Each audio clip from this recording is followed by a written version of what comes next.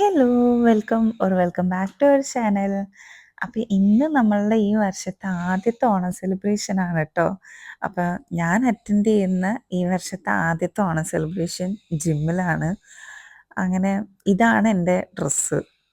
എനിക്ക് ധാവണി ഭയങ്കര ഇഷ്ടമാണ് ഗൈസ്. അപ്പോൾ സാരി ഉടുക്കണം എന്നാണ് ആദ്യം വിചാരിച്ചിട്ടുണ്ടായിരുന്നത്. പക്ഷേ ഞാൻ പിന്നെ വിചാരിച്ചു ധാവണിയാക്കാം, എപ്പോഴും സാരിയല്ലേ.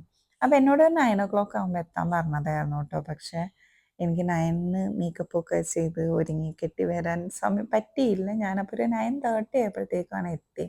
പക്ഷേ എത്തിയപ്പോൾ അവിടെ പൂക്കളിടാൻ സ്റ്റാർട്ട് ചെയ്തിട്ടുണ്ടായിരുന്നുള്ളൂ. അപ്പം കുറച്ച് നേരം ഞാൻ പോയിട്ടു. പിന്നെ അധികം എല്ലാവരും വന്നപ്പോൾ പിന്നെ ഞാൻ എണീറ്റ് വീഡിയോ എടുക്കാമെന്ന് വിചാരിച്ചു കേട്ടോ. അപ്പോൾ ഇതാണ് എൻ്റെ ധാവണി. ഈ ഒരു ഷോളിൻ്റെ കഥ ഞാൻ ഷോർട്സിൽ ഇട്ടിട്ടുണ്ടായിരുന്നു.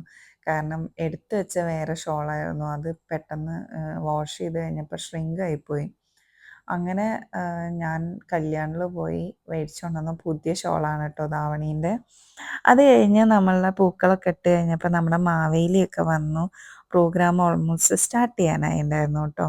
അങ്ങനെ നമ്മുടെ 2 ട്രെയിനേഴ്സും കൂടി പ്രോഗ്രാം സ്റ്റാർട്ട് ചെയ്യാൻ പോവുകയാണെന്നൊക്കെ പറഞ്ഞ് നമ്മളതിനൊക്കെ വെൽക്കം ചെയ്തൊക്കെ കുറേ എന്തൊക്കെയോ ഡയലോഗൊക്കെ അടിച്ചു. അത് കഴിഞ്ഞിട്ട് പിന്നെ പ്രോഗ്രാം കോർഡിനേറ്റ് ചെയ്തത് IIMലെ ഫിറ്റ്നസ് കോച്ചാണെന്ന് തോന്നുന്നു. പുള്ളി, എനിക്ക് കറക്റ്റ് ഓർമ്മയില്ല. അങ്ങനെ പുള്ളി വന്ന് അങ്ങനെ കുറേ പുള്ളി ഒരു വെൽക്കം സ്പീച്ച് പോലെയൊക്കെ ചെയ്തു. അത് കഴിഞ്ഞ് പിന്നെ ഒരു കുട്ടീൻ്റെ പാട്ടുണ്ടായിരുന്നു കേട്ടോ. എനിക്ക് സത്യം പറഞ്ഞാൽ ഈ ഉച്ചയ്ക്കും വൈകുന്നേരം രാത്രിയും വരുന്ന പിള്ളേരേനൊന്നും അറിഞ്ഞുകൂടാ, വർക്കൗട്ട് ചെയ്യാൻ വരുന്നവരെ. ഈ എൻ്റെ കൂടെ ഉള്ളത് ഒന്ന് രാവിലെ വർക്കൗട്ട് ചെയ്യുന്ന ഒരു കുട്ടിയാണ് ആതിര. പിന്നെ എൻ്റെ ഇപ്പുറത്തെ സൈഡിൽ നിന്ന് നമ്മുടെ ന്യൂട്രീഷനിസ്റ്റാണ് കേട്ടോ ജിമ്മിലത്തെ. അങ്ങനെ നമ്മൾ കുറേ സെൽഫീസും മിറർ വീഡിയോസും ഒക്കെ എടുത്തിട്ടുണ്ടായിരുന്നു. അങ്ങനെ അതെല്ലാം കഴിഞ്ഞ് കുറച്ച് കഴിഞ്ഞപ്പോൾ ഫിറ്റ്നസ് ചലഞ്ചസ് സ്റ്റാർട്ട് ചെയ്തു. ആദ്യം തന്നെ ബോയ്സിൻ്റെ പുഷപ്പ് ചലഞ്ചായിരുന്നു. ഞാൻ ആദ്യം വിചാരിച്ചത് ജസ്റ്റ് മാക്സിമം കൗണ്ട് പുഷപ്പ് എടുക്കുന്ന ആളായിരിക്കും വിന്നർ എന്നാണ്. പക്ഷെ അതല്ല.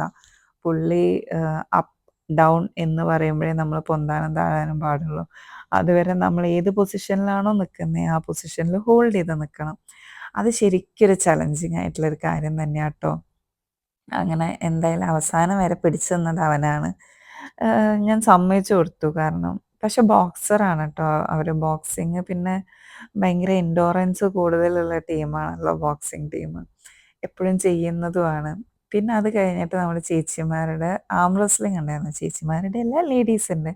പക്ഷേ ഈ ചേച്ചിമാർ രണ്ടുപേരും 27 മിനിറ്റ്സ് ആണ് ഈ ആം റെസ്ലിങ്ങിൽ ഹോൾഡ് ചെയ്ത് നിന്നത്. അവരാണ് റിയൽ വിന്നേഴ്സ്. വേറെ ആരൊക്കെ ജയിച്ചെന്ന് പറഞ്ഞാലും അവരുടെ അത്ര എൻഡോറൻസ് ഉള്ളവർ വേറെ ആരും ഇല്ല കേട്ടോ. അത് കഴിഞ്ഞ് ജെൻസിൻ്റെ ഉണ്ടായിരുന്നു. അതിൻ്റെ ഇടയിൽ നമ്മൾ ലേഡീസിൻ്റെ സ്ക്വാട്ട് ചലഞ്ച് ഉണ്ടായിരുന്നു കേട്ടോ. പക്ഷെ അതിൻ്റെ വീഡിയോ എൻ്റെ കയ്യിലില്ല. അപ്പോൾ എനിക്ക് അത് ആഡ് ചെയ്യാൻ പറ്റിയില്ല.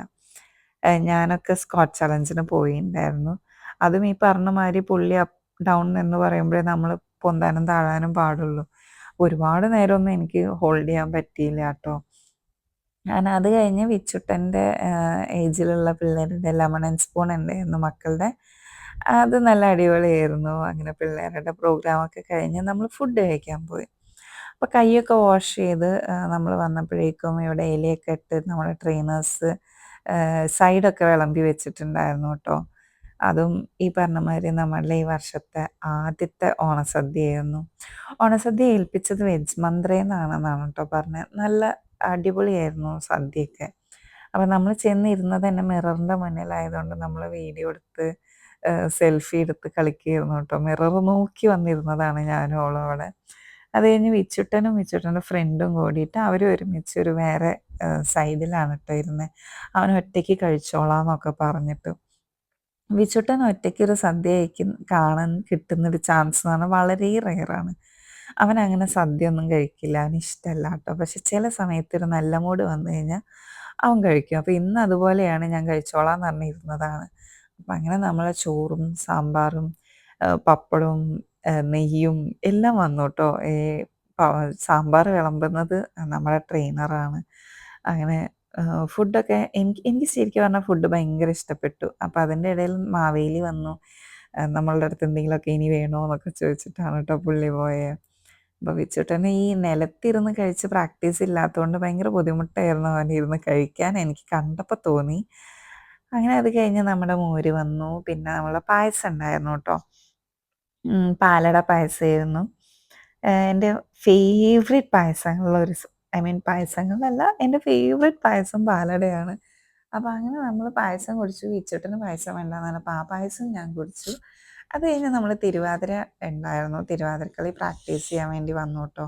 തിരുവാതിരക്കളീൻ്റെന്ന് പറഞ്ഞു കഴിഞ്ഞാൽ നമ്മൾ 2 വീക്സ് ആണ് നമുക്ക് ടൈം കിട്ടിയത് പ്രാക്ടീസ് ചെയ്യാൻ വേണ്ടിയിട്ട്. അതിനകത്ത് തന്നെ ഡോക്ടേഴ്സും കോളേജ് സ്റ്റുഡൻസൊക്കെ ഉള്ളതുകൊണ്ട് നമുക്ക് ഒരുമിച്ച് പ്രാക്ടീസ് ചെയ്യാനുള്ള ടൈം വളരെ റെയറായിട്ടാണ് കിട്ടിയത്. സത്യം പറഞ്ഞാൽ എല്ലാവരും കൂടിയിട്ട് പ്രാക്ടീസ് ചെയ്തിട്ടുള്ളത് ഒറ്റ ദിവസമാണ്. സാറ്റർഡേ ഫ്രൈഡേയോ ഏതോ ഒരു ദിവസം മാത്രമാണ് നമ്മളെല്ലാവരും ഒരുമിച്ച് പ്രാക്ടീസ് ചെയ്തിട്ട്. അതന്നെ ഒരാളൊരു വഴിക്ക് പോകുമ്പോൾ മറ്റാൾ മറ്റേ വഴിക്ക് പോകും. അങ്ങനെയായിരുന്നു നമ്മളുടെ തിരുവാതിരേൻ്റെ അവസ്ഥ.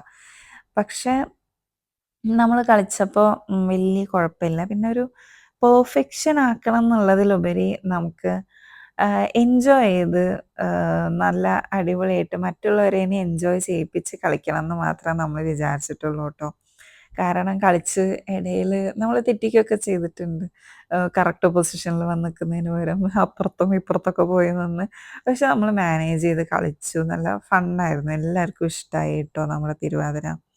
അത് കഴിഞ്ഞ് വേറെയും കുറേ മക്കളുടെ ഡാൻസൊക്കെ ഉണ്ടായിരുന്നു. ഒരുപാട് കൾച്ചറൽ പ്രോഗ്രാംസ് ഉണ്ടായിരുന്നു കേട്ടോ. സിംഗിൾ ഡാൻസും എല്ലാം ഉണ്ടായിരുന്നു. അത് കഴിഞ്ഞ് ലാസ്റ്റ് നമ്മൾ ഡം ഷാറ്റ്സ് കളിച്ചു. പക്ഷെ ഡം ഷാറ്റ്സ് എനിക്ക് ഫുള്ള് ഇരിക്കാൻ പറ്റിയില്ല. കാരണം എനിക്കൊരു 4:30 ആകുമ്പോൾ അച്ഛൻ്റെ ഫാമിലിയിലെ ഫംഗ്ഷൻ ഉണ്ടായിരുന്നു. അപ്പോൾ അങ്ങോട്ട് പോകാനുണ്ടായിരുന്നു. പിന്നെ നെയ്ബറിൻ്റെ കല്യാണം ഉണ്ടായിരുന്നു. അങ്ങനെ 2 ഫംഗ്ഷനും കൂടി അറ്റൻഡ് ചെയ്യാനുള്ളത് കൊണ്ട് ഞാനൊരു 4:30 ഒക്കെ ആയപ്പോൾ ദം ഷാറ്റ്സിൻ്റെ ഇടയിൽ ഞാൻ ഇറങ്ങി. നമ്മുടെ ട്രെയിനേഴ്സിൻ്റെ ഡാൻസൊന്നും എനിക്ക് കാണാൻ പറ്റിയില്ല കേട്ടോ. അപ്പോൾ ഇതേ ഉള്ളൂ നമ്മൾ ഓണം സെലിബ്രേഷൻ വിശേഷം. ഇഷ്ടപ്പെട്ട വീഡിയോ ലൈക്ക് ചെയ്യണം. അപ്പോൾ ബൈ.